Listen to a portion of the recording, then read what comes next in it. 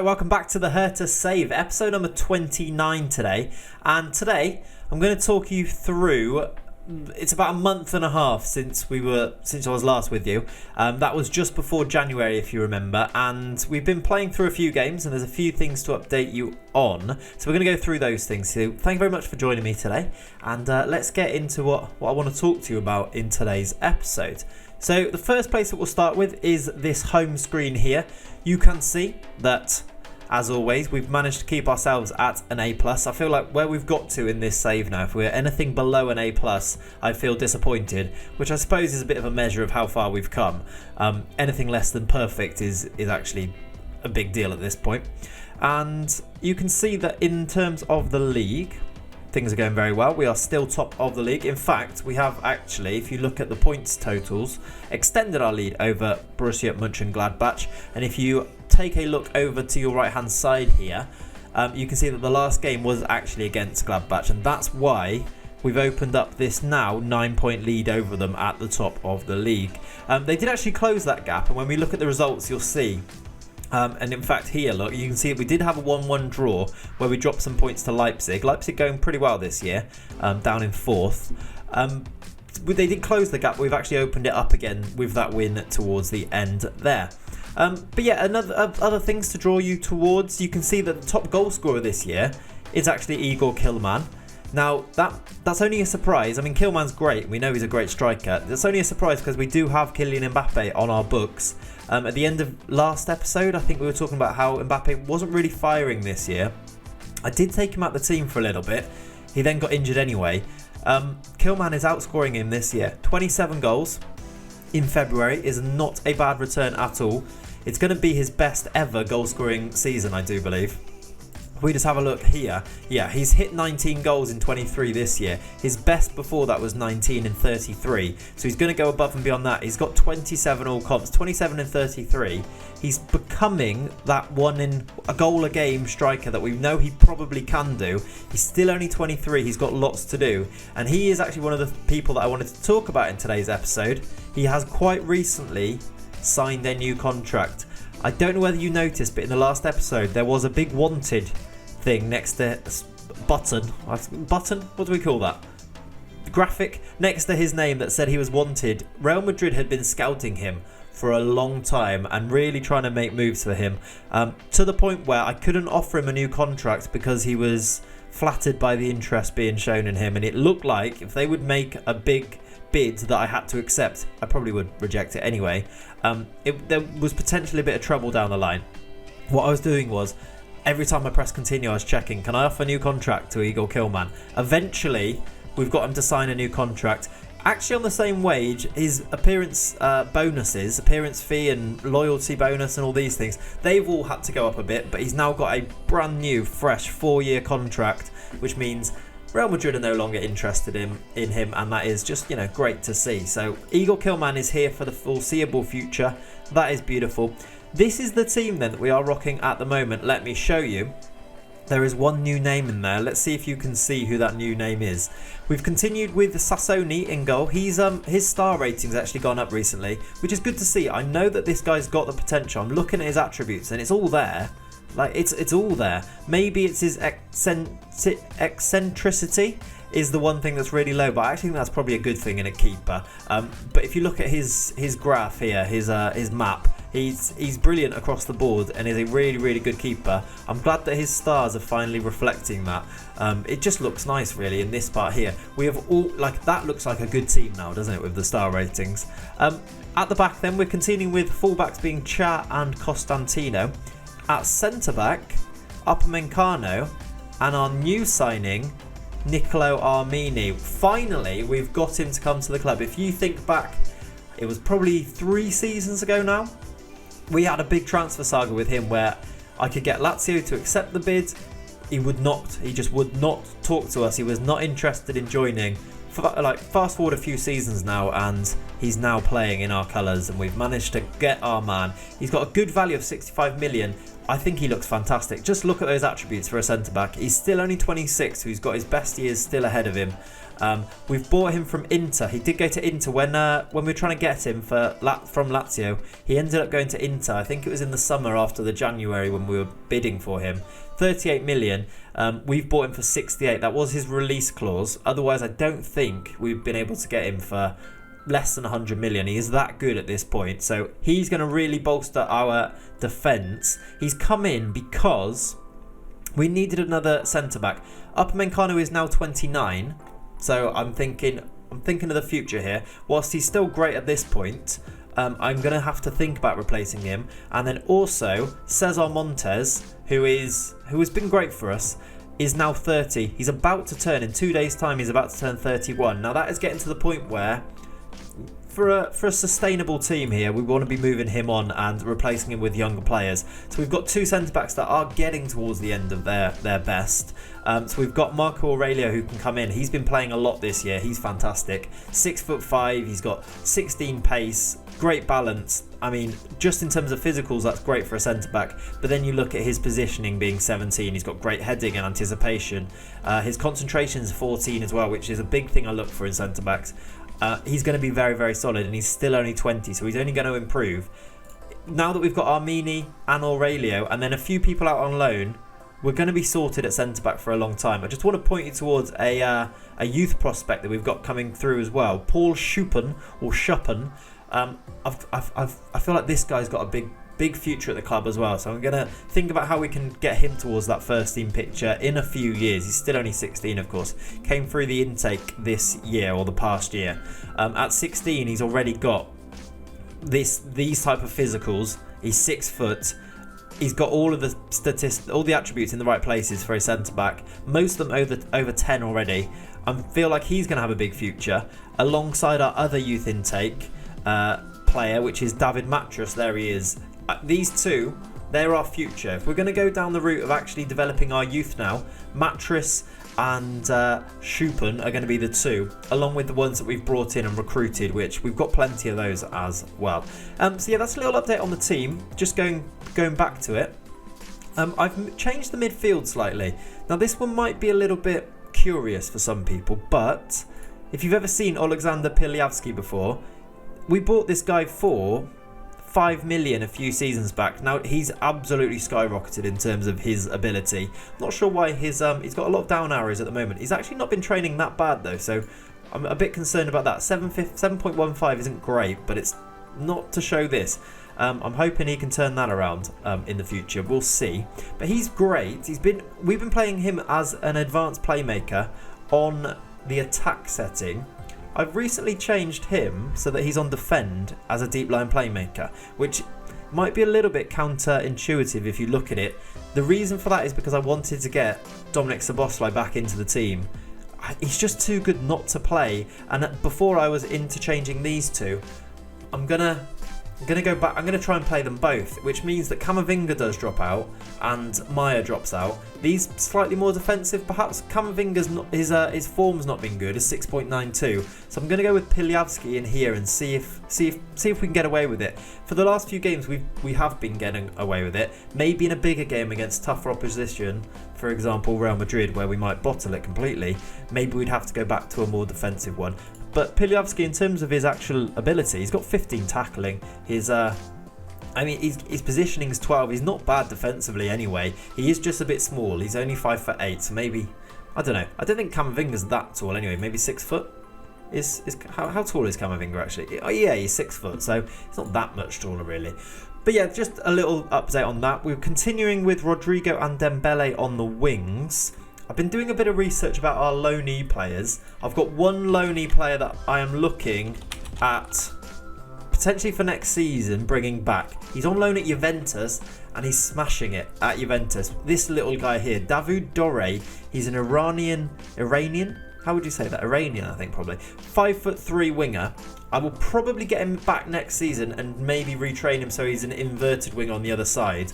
But look at his record for Juventus this year. He's starting for them in Serie A. He's got 22 appearances, 4 goals, 12 assists for them. 12 assists. That is fantastic numbers. So I'm thinking about getting him back. And then also, if I show you Leipzig, they've got 3 of our loanees playing for them, and they're all doing very well. I'll show you which ones.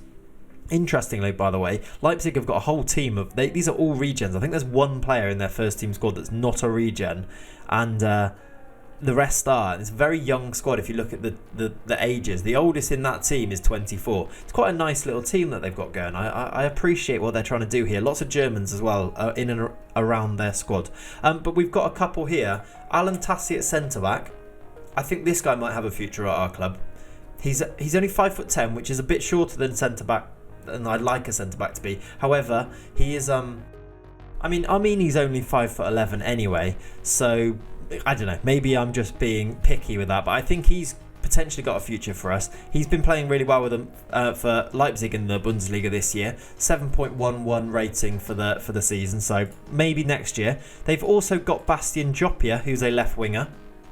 He's again, if I'm going to use him, maybe convert him to the right. I'm not sure. I don't really like out and out wingers. I like inverted wingers, so we might need to retrain him, but he's been very strong for them. Look at his scout summary already. He's been really good for them. He's got 13 assists himself in the Bundesliga, so there's a future player. We signed him last summer, I do believe.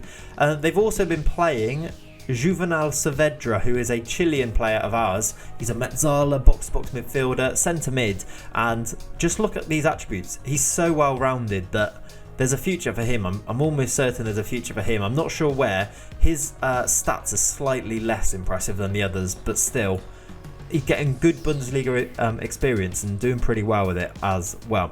But yeah, just there's a little update on the team and things that I'm thinking about for the future. Other than that, we've got players like Aliou Diallo. He came in for Mbappe for a while. He did score a few goals. He's got 3 in 13. Most of his appearances have been off the bench though, but he's settling in. He's still young, and yeah, that's about it really. Dirk Sprint, by the way, our local hero, did score a penalty. He scored a league goal this year. He's got 2 goals, 2 penalties, and he actually got a league one as well, so that's to be celebrated. But yeah, if we look at the results, this is how things have been going. So, and in the last episode, we just played this Freiburg game, I do believe, and we were going on the January or the winter break in between there. We came back, we played a friendly against PSV Eindhoven and drew, but then since then we've played 1, 2, 3, 4, 5, 6, 7, 8, 9 games. We've won 8 of them. We dropped points just once, and that was in this game here against Leipzig, that team that we were just looking at, in fact. We drew 1-1, they equalised. We didn't play great in this game. Mbappe did score a penalty, but then they did equalise. Other than that though, we have won all of our games, including quite recently we got ourselves a 3-1 win away at Lyon in the first knockout round of the Champions League. Now that's a good lead to bring back to our home tie, which is in a few games time. There it is, look. So we should be able to get ourselves through in the Champions League, and then there's 11 league games to go, and we're still in the Cup, the Champions League and the league picture. Obviously we are top of that league. Our next game is against Bayern Munich away from home, so that'll be tricky. That'll be a challenge. If we can get through that, the fixture list doesn't look too bad. We've got obviously potentially more Champions League games to play. Dortmund at home.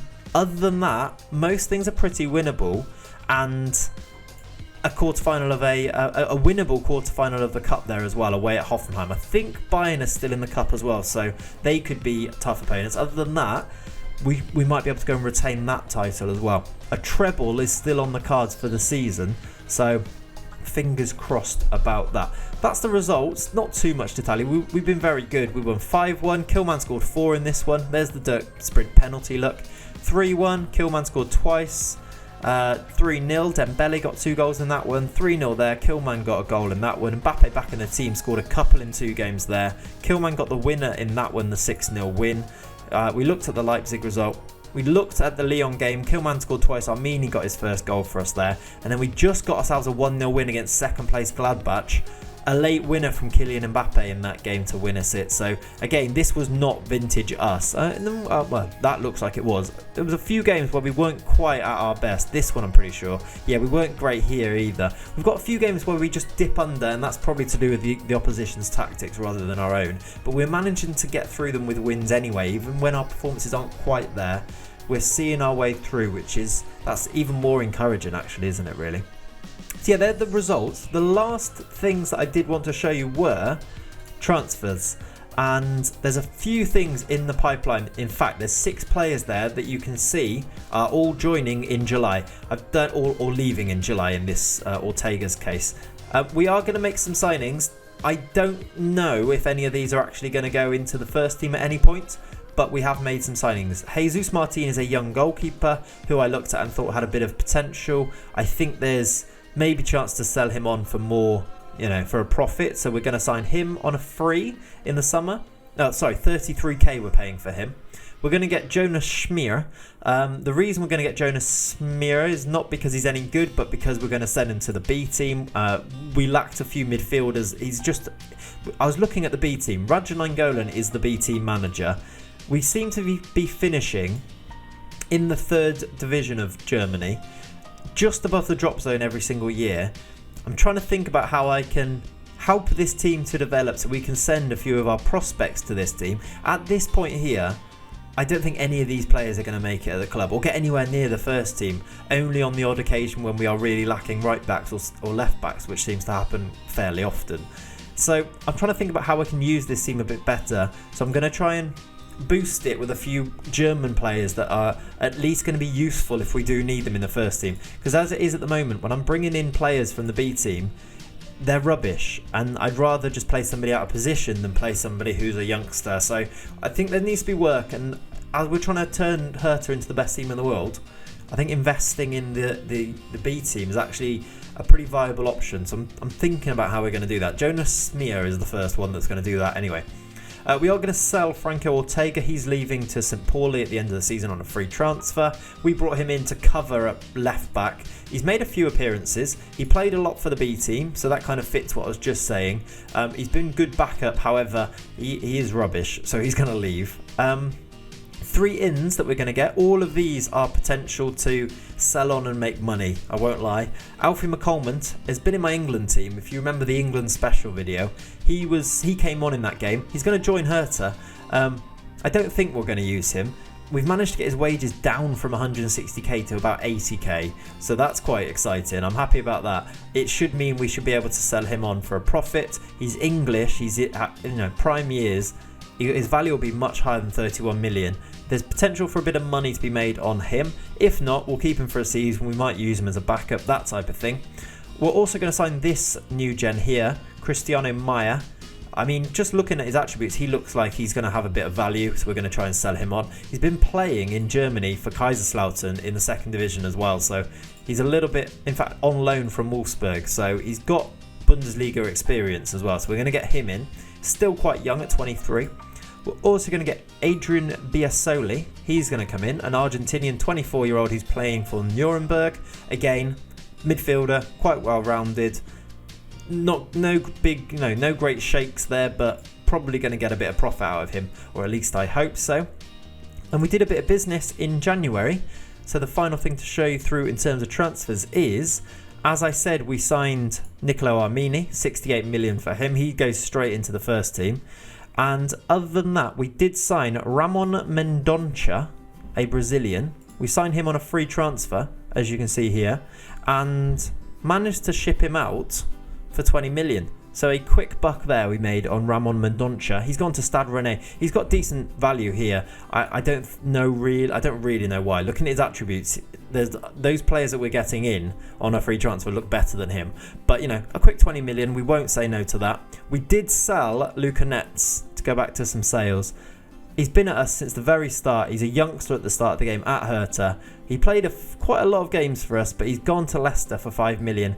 His contract was going to run out and he didn't want to sign a new one, so we've cashed in now rather than let him go on a free. I say cashed in, we got 5 million for him.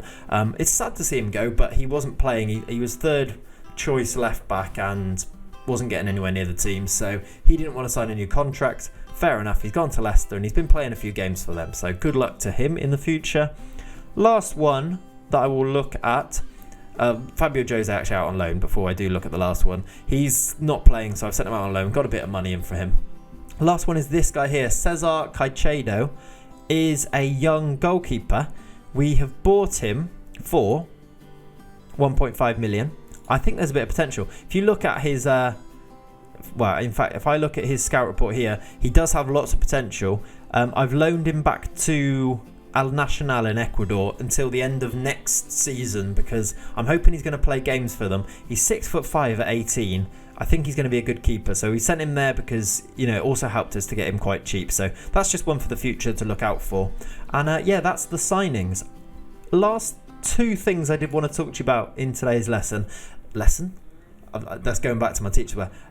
What did I mean? Episode is I've done some staff stuff. I don't know why I've called it a lesson there. Weird. Anyway, it's not a lesson. You're probably not learning much from this. It's mainly me rambling on. The last things that I did do though that I did want to share with you were I've managed to push our recruitment team members up to 28. Loads of them. I'm trying to get our scouting world knowledge up. I've got it up to 40%. It's really hard to improve it from there. These guys, yeah, I brought in loads of random people to push that up and we went up 1% of our world knowledge. So we'll see if that improves over time. I have been working on it. Coaching wise though, there was a big exit at the club and Steven Gerrard, who we had employed as our under-19s manager, has moved on. He's become the manager of Ingolstadt, who are playing in the 3rd division of Germany. He's now there. He's now the manager of them. So good luck to Steven Gerrard. A bit of a loss for us. We have replaced him though in terms of staff in the under-19s. Let me show you who with. We've brought in Miroslav Klose as the new manager. He looks very decent as a manager actually, so I'm quite happy with that. He's German too. Good personality to develop those under-19s. He's the new manager. His assistant manager is now Mikel Arteta. Ain't nobody better than Mikel Arteta. I mean, we've got, you know, he's the Arsenal boss in real life, but he's now our under-19s assistant manager. That's surely decent. And also, here's an interesting one. Lionel Messi is now under-19s coach at the club. So we've got Messi in as a coach, as well as Luis Suarez in as a coach. So if these under-19s don't develop and turn into great players, you know, I don't think it was never going to happen, was it? They've got the best of the best here training them. Wonder what Ronaldo's up to at this stage, actually. Cristiano Ronaldo he's the under-19s assistant manager at Bayern Munich. Do you want to come to Hertha instead? He wants to be my assistant manager. But I tell you what, I'm not going to do it now, but maybe that's something for the future. Can we get Ronaldo onto our coaching staff as well? That might be quite interesting, wouldn't it? But anyway, there's I think I made some notes what I wanted to show you. I think that's pretty much it. That gets you right up to date with how things are going on the Hertha save. There's still little things that I've been doing, but I will I'm sure I'll be back towards the end of this season. If you look at the schedule, that's exciting times ahead. 11 league games, maybe a 6th successive league title there, maybe a cup final. Let's see if we can go better than last year and get past the quarterfinals in the Champions League and not bottle it against Real Madrid. But yeah, I'll leave it there for today. Oh, actually, I keep saying this, I know. This is weird. Has anyone ever seen this before? The Euro countdown, the European Championships is in 108 days and 4 minutes. Why are the minutes on there? And why is it in 4 minutes? It's 7 o'clock, but in 4 minutes time and 108 days, it's the Euros. I find that weird that that's on there, but you know, there we go. Anyway, I'm not going to talk for 4 more minutes. That's going to be the end of today's video. Before you go, please make sure you like, subscribe, and turn the bell on for notifications. Leave me some comments. How do you think the Hertha save is going at the moment? Anything you want to see? Do you want to see the finances or the scouting, or what? Is there anything you actually want me to go into detail about? I'm happy to do so. Happy to get ideas. The next video will probably be a roundup of how we finish off this season. It could be an exciting end to the season. It could be a bottle job. Either way, there'll be a video all about that to keep you up to date. And sorry it's been a long one today, but I'll leave it at that. See you later, guys. Peace.